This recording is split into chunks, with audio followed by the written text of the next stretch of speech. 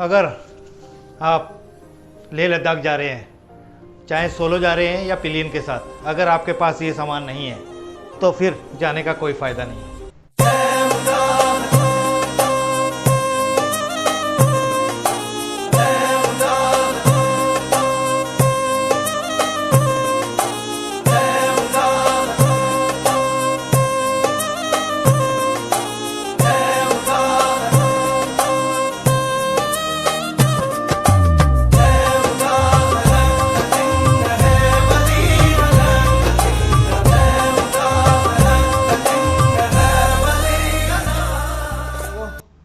हर Riders का एक सपना होता है, एक ड्रीम होता है। वो ड्रीम आप लोगों को भी पता है और मेरे को भी पता है। और वो ड्रीम क्या होता है? लेह लद्दाख का सफ़र। और इस साल हमने अपना लेह लद्दाख का सफ़र कंप्लीट कर लिया है। और मेरे साथ एक पिलियन था, तो हम 2 लोग थे। और जो बाइक थी मेरे पास वो थी रॉयल इनफील्ड की हिमालयन। आप लोग सोच रहे होंगे कि पिलियन क्या होता है। वैसे आप लोगों को पता भी होगा, सारे इंटेलिजेंट लोग बैठे हुए हैं। तो पिलियन होता है कि आप जब राइडिंग कर रहे हो तो आपके पीछे की सीट पे कोई ना कोई लड़का लड़की कोई भी बैठा हुआ है। तो मेरे साथ भी रॉयल राइडर्स ग्रुप का एक मेंबर था। हम दोनों ने ही ये सफ़र तय किया है और ऑलमोस्ट हमें 11 डेज़ लगे इस सफ़र को पूरा करने में। हमारा जो सफ़र स्टार्ट हुआ था वो स्टार्ट हुआ था गुड़गांव से लद्दाख के लिए बाया मनाली होते हुए। और जब हम वापस आए थे, हम आए थे श्रीनगर होते हुए, जम्मू होते हुए गुड़गांव। लद्दाख जाने के 2 रास्ते हैं। एक तो आप बाय एयर चले जाओ और उसके बाद आप वहाँ होटल में स्टे करके बाइक ले लो और चलो।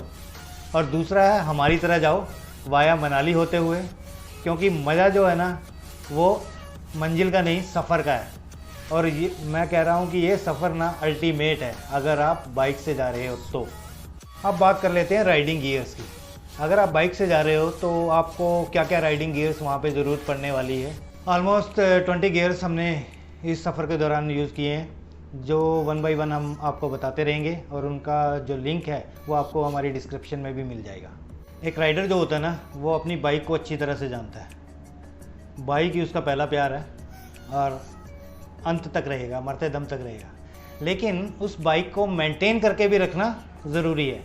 और उसे मेंटेन करने के लिए आपको कुछ चीज़ों की रिक्वायरमेंट होगी। सबसे पहले मैं बताता हूँ आपको, ये आप लोग देख रहे होंगे 40 पीसेस का टूल सेट है। लेकिन इस टूल सेट में बहुत सारी चीज़ें हैं जो आपको रिक्वायर्ड होंगी या नहीं होंगी, वो आप अपनी ज़रूरत के अनुसार यूज़ कर सकते हो। इसमें हर वो आइटम्स हैं जिनकी आपको अपने सफ़र के दौरान ज़रूरत पड़ने वाली है। इसका जो प्राइस है या इसका जो लिंक है वो हम डिस्क्रिप्शन में डाल देंगे। प्राइस ज़्यादा महंगा नहीं है, आप सब अफोर्ड कर सकते हो। दूसरी आइटम है, ये आप लोगों को पता ही होगा, जो बाइक यूज़ करते हैं, बाइक में सबसे ज़रूरी होती है चेन। तो ये है मोट्यूल का चेन क्लीनर। और इसके साथ ही मेरे पास चेन लुब्रिकेंट भी था जो फिनिश हो चुका है। तो ये सफ़र में बहुत ही ज़रूरी है, क्योंकि हर 500 किलोमीटर्स के बाद आपको अपनी जो बाइक की चेन है वो क्लीन करनी ही पड़ेगी और लुब्रिकेंट करनी ही पड़ेगी। इसका जो प्राइस है आप ऊपर देख ही रहे होंगे, प्राइस हमने मेंशन कर दिया है, तो आप भी परचेज़ कर सकते हैं वहाँ। दूसरा आपको सफ़र के दौरान इसकी ज़रूरत पड़ने वाली है, ये है नाइट आई। हो सकता है कि आपको ज़रूरत ना पड़े, क्योंकि आपने जो अभी स्टॉक हेडलाइट जो लगी हुई है वो भी काफ़ी अच्छी होगी। लेकिन कई बार क्या होता है कि अगर आपको लाइट अच्छी नहीं लगे या लाइट कम दिखाई दे रही हो तो आप इस नाइट आई का यूज़ कर सकते हैं। इसका भी जो प्राइस है आप वो डिस्क्रिप्शन में देख ही रहे होंगे। नेक्स्ट आइटम है ये, तो पूरा बैकपैक दिखाई दे रहा होगा। मैं आपको खोल के बताता हूँ कि इसमें है क्या एक्चुअली। ये इस सफ़र का इम्पॉर्टेंट पार्ट है अगर आप सोलो राइडिंग कर रहे हैं। ये देख रहे हो आपकी गाड़ी में एयर कम हो गई या पंचर हो गया तो ये चीज़ आपको यूज़ में आने वाली है और ज़रूर लगेगी।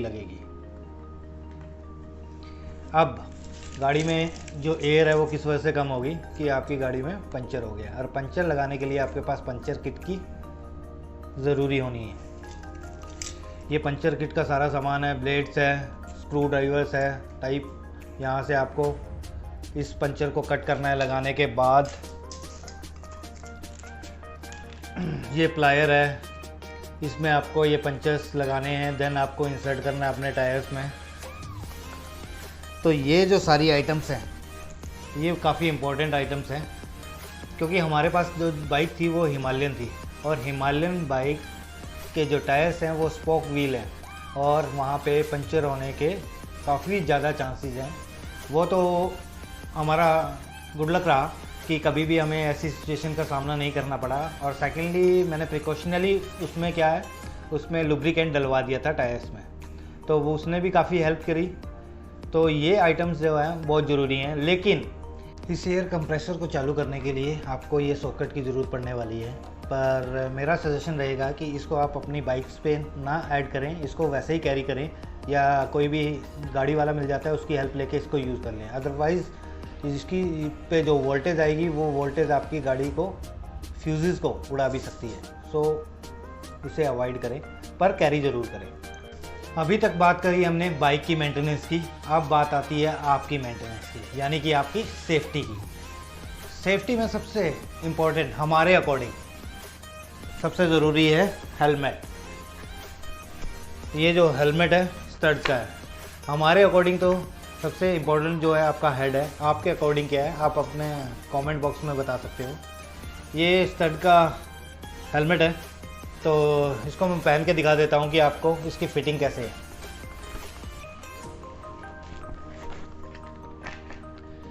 ये देख ही रहे होंगे, अगर मैंने इसको क्लोज कर दिया तो ये जो मूवमेंट है ना बहुत कम होती है, आपका हेड मूव उसके साथ ही मूव होगा।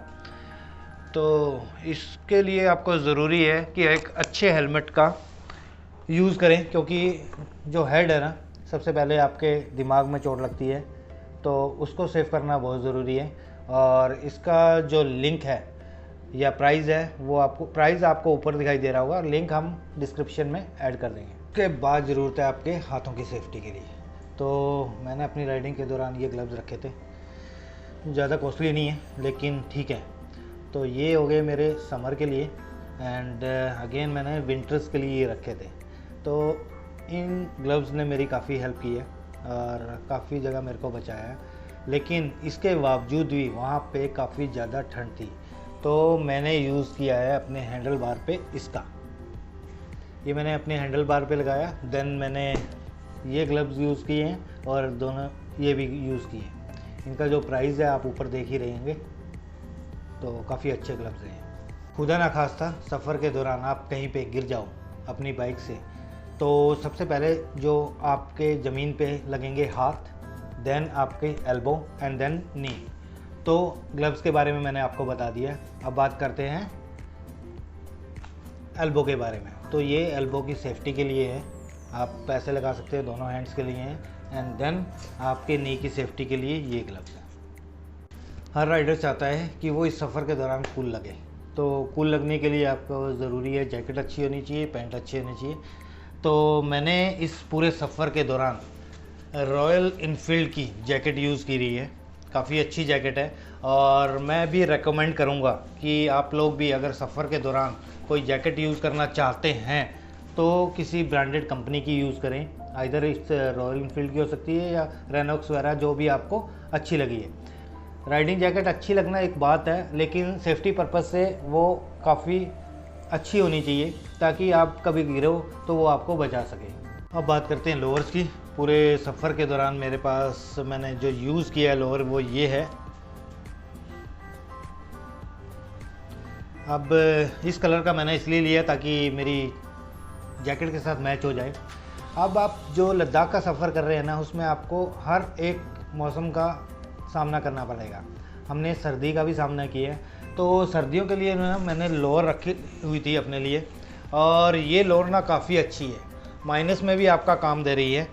और मैं आपको एक इंसिडेंट बताता हूँ कि एक सफ़र के दौरान ना मेरे को कहीं पे ठंड लगी, तो हमें ये लोअर पहननी पड़ी। तो वहाँ जो एटीट्यूड था वो काफ़ी हाई था, और इसको पहनते पहनते हमारी जो ब्रीथिंग है वो काफ़ी तेज़ तेज़ चलने लगी। तो ये काफ़ी इम्पोर्टेंट है, एक समर के लिए हो गया और ये विंटर के लिए हो गया। जहाँ पे भी स्नो पड़ रहा है या कुछ पड़ रहा है तो वहाँ ज़रूरी है। इसके साथ साथ हमें वहाँ पे क्या ज़रूरत पड़ी, हमें यहाँ पे सॉक्स की ज़रूरत पड़ी। तो सॉक्स आपके पास वुलन की होनी चाहिए। अगर आपको लगता है तो आप अपना परचेज़ करके चले, नहीं तो ये सफ़र के दौरान भी आपको कुछ जगह पर मिल सकती है, तो ये काफ़ी इम्पोर्टेंट है। अब जो आप बाइक पे सफ़र करते हो ना, तो हमेशा जो ठंड लगती है वो सामने लगती है, तो देन आपको माउथ को कवर करने के लिए मंकी कैप, जैसा आप देख ही रहे होंगे, ये मैंने यूज़ किया है। और सेकेंडली मैंने जो यूज़ किया है ये यूज़ किया है, और मुझे लगता है आप लोगों को सभी को पता होगा। और अगर इंडिया में कैरी कर रहे हो, इंडिया में जा रहे हो और ये कैप नहीं है तो फिर फ़ायदा नहीं है, क्योंकि ये हमारे देश की शान है। ये जो तिरंगा है ना, ये काफ़ी इम्पोर्टेंट है और आई लव इट, ये ज़रूरी है सफ़र के दौरान। बात हो गई राइडिंग जैकेट की और पैंट्स की। अब रास्ते में अगर बारिश आ रही है तो मैं बता रहा हूँ कसम से, आप पड़ जाएगी। उसके लिए ना आपको ये रेनकोट ही बचाएगा। ये रेनकोट बहुत ज़रूरी है। ये आपको बचाएगा सर्दी से, बारिश से, बर्फ़ से, और वहाँ का जो वेदर है ना वो काफ़ी अल्टीमेट है, कभी भी चेंज हो सकता है, तो उसमें आपको ज़रूरत पड़ने वाली है इसकी। लद्दाख जा रहे हो ना, तो वो जो सफ़र है ना आसान नहीं है, वो काफ़ी टफ सफ़र है, और इसके दौरान आपको ज़रूरत पड़ने वाली है मेडिसिन्स की। तो मेडिसिन्स आपके पास होनी चाहिए, और मेरा जो मानना है आप इलेक्ट्रोल लेके रखो, क्योंकि जब आपकी ब्रीथिंग तेज़ होगी ना, वहाँ पे आपको आदत नहीं है पहाड़ों पर जाने की, तो इसकी ज़रूरत आपको पड़ने वाली है, मैं कह रहा हूँ डेफिनेटली। और इसके साथ साथ आपको रोज़मर्रा का सामान भी लेना है, टूथपेस्ट, सैनिटाइज़र, ऑयल, सॉप्स, ये सारी चीज़ें आपको वहाँ पे कहीं पे भी नहीं मिलेगी। तो मेरा सजेशन है कि इन चीज़ों को कैरी करके रखो, क्योंकि ये डेली नीड्स की आइटम है और इनकी आपको बार बार ज़रूरत पड़ने वाली है। सेकेंडली क्या था, हमने क्या किया था कि ये ले रखा था हमने अपने कैमरा को माउंट करने के लिए, इनकेस हमें ज़रूरत पड़ी तो। और ये क्या चीज़ है भाई, हमारे पास एक और आइटम है, आई डोंट नो क्या है क्या नहीं, मेरे को पता है, लेकिन आप लोगों को बताना है कमेंट बॉक्स में कि ये क्या चीज़ है। ये बहुत अच्छी आइटम है, अगर आपने अच्छी तरह से यूज़ करी तो काफ़ी काम आने वाली है। तो आप कमेंट में बताएं कि ये क्या चीज़ है। अब ना मैं बात कर रहा हूँ सफ़र की। सफ़र के दौरान ना, चाहे आप लद्दाख का सफ़र कर रहे हो या कहीं का भी सफ़र कर रहे हो, तो आपको ज़रूरत पड़ती है कि आप कुछ चीज़ों को ना जल्दी एक्सेस कर रहे हो। तो जल्दी एक्सेस करने के लिए ना आपकी गाड़ी के टैंक पे ये बैग ना ज़रूरी होना चाहिए। ये मैग्नेटिक बैग है, इसका ये देखो अभी खुल भी नहीं रहा है, काफ़ी अच्छा मैग्नेट है। तो इसका जो लिंक है वो डिस्क्रिप्शन में आ जाएगा, और इसका प्राइस आप ऊपर देख ही रहेंगे। ये काफ़ी अच्छा बैग है, आपने लगा लिया। यहाँ पे आप देखोगे, आप अपना कैमरा भी रख सकते हो, सॉरी अपना मोबाइल भी रख सकते हो नेविगेशन स्टार्ट करके, तो यहाँ से आप एक्सेस कर सकते हो। सेकेंडली जो स्पेस है काफ़ी अच्छा है, तो कुछ चीज़ें आप जल्दी एक्सेस कर सकते हो। उसके लिए आपको अपना जो बैग है, लगेज है, वो खोलने की ज़रूरत नहीं है। ये बैग काफ़ी अच्छा है, और इसके साथ साथ ना इसका कवर भी आता है। अगर इनकेस रेन होती है तो आप इसको कवर भी कर सकते हो, इसको प्रोटेक्ट भी कर सकते हो।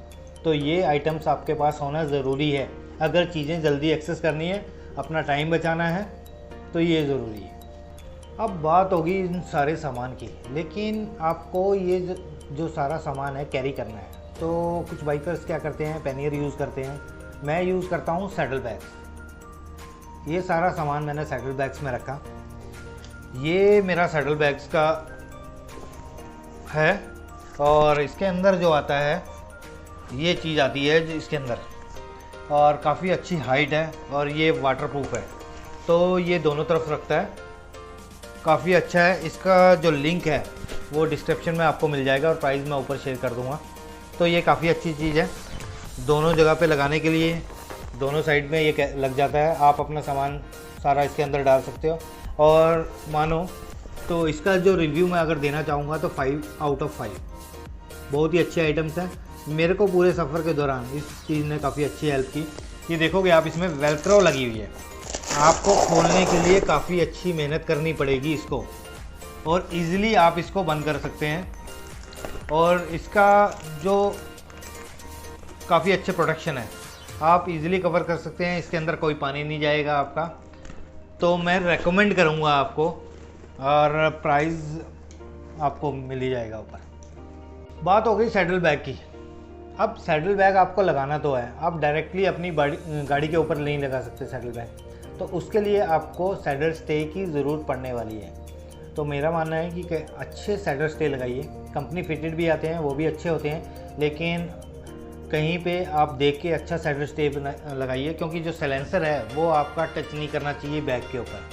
तो saddle stay important role play करेगा। और लद्दाख के सफ़र के दौरान ना आपको ज़रूरत पड़ने वाली है जेरी कैन की। जेरी कैन मैं लेके नहीं गया था, मेरे को पता था कि जेरी कैन की ज़रूरत पड़ने वाली है, लेकिन मैंने सोचा था कि इसको मनाली से कैरी कर लूँगा, और मनाली में लोकल में मिल जाता है ये, वहीं से हमने कैरी किया। बट जेरी कैन हमने 2 कैरी किए थे, हमने एक मिस्टेक कर दी वहाँ पे, हमने मनाली से तेल भरवा लिया इस जेरी कैन में। लेकिन अटल टनल के अंदर आप जब भी क्रॉस करोगे और आपके पास एक्स्ट्रा ऑयल है तो वो आपको क्रॉस नहीं करने देंगे। ये चीज़ आप नोट डाउन कर लो। उसके दौरान आपको या तो ऑयल अपनी गाड़ी में डालना पड़ेगा, या आपको फेंकना पड़ेगा, या किसी को सेल करना पड़ेगा। तो आप जब भी ऑयल की ज़रूरत पड़ी तो आप अटल टनल क्रॉस कर जाओ। अटल टनल क्रॉस करने के बाद ये जेरी कैन भरवा सकते हो, तब आपके लिए बेनिफिटेबल होगा। उस दौरान आप इसको खाली रखो, क्योंकि इन जेरी कैन की ज़रूरत इसलिए पड़ने वाली है कि लद्दाख के सफ़र में 350 किलोमीटर के डिस्टेंस के बीच में कोई भी पेट्रोल पंप नहीं है, तो इसलिए आपको जेरी कैन की ज़रूरत पड़ेगी। अब मेरे पास हिमालयन बाइक थी, 15 लीटर्स का टैंक है, ठीक है, मेरे को 5 लीटर्स इनफ था, लेकिन मैंने फिर भी 10 लीटर्स लेके चला हूँ, क्योंकि इन केस सफ़र में मेरे को नहीं ज़रूरत पड़ी, या मेरे को ज़रूरत पड़ी तो मैं 5 लीटर ही तक ही यूज़ कर पाऊँगा। इन केस कोई और राइडर्स मेरे को मिल गया तो मैं उसकी हेल्प भी कर सकता हूँ। तो इसलिए पेट्रोल जो है वो एक्स्ट्रा कैरी करके चलो, तो वो ज़रूरी है, लेकिन वो अटल टनल के बाद ही कैरी करना, ये आप लोगों से दरख्वास्त रहेगी। ये तो हो गई राइडिंग गियर्स की बात। सारी चीज़ें आपको बता दी कि आपको क्या वेयर आउट करना है, वो आपकी चॉइस है कि आप क्या वेयर कर सकते हैं, क्या आपकी जो पॉकेट मनी है वो अलाउड करती है। तो कुछ चीज़ें हैं जो आपको नेसेसरीज़ हैं। इस पूरे सफ़र के दौरान आपको बारिश, धूप, गर्मी, स्नोफॉल, वाटरफॉल, इन सारी चीज़ों का सामना करना ही पड़ेगा। तो मेरा मानना है कि नेसेसरी चीज़ें आप लेके चलिए, तो वो इम्पोर्टेंट है। और ये जो सफ़र है हमने 11 दिन में कंप्लीट किया था, तो ये बहुत ही जल्दी हमने कंप्लीट कर दिया था, क्योंकि हमारे पास टाइम नहीं था। अब आपको जो मौका मिलेगा वो नेक्स्ट ईयर ही मिलेगा। और जहाँ तक है नेक्स्ट ईयर, तो ये जो सफ़र है ना काफ़ी स्क्वीज़ होने वाला है, क्योंकि वहाँ पे टनल्स का काफ़ी काम चल रहा है, तो सफ़र आपका काफ़ी आसान हो जाएगा।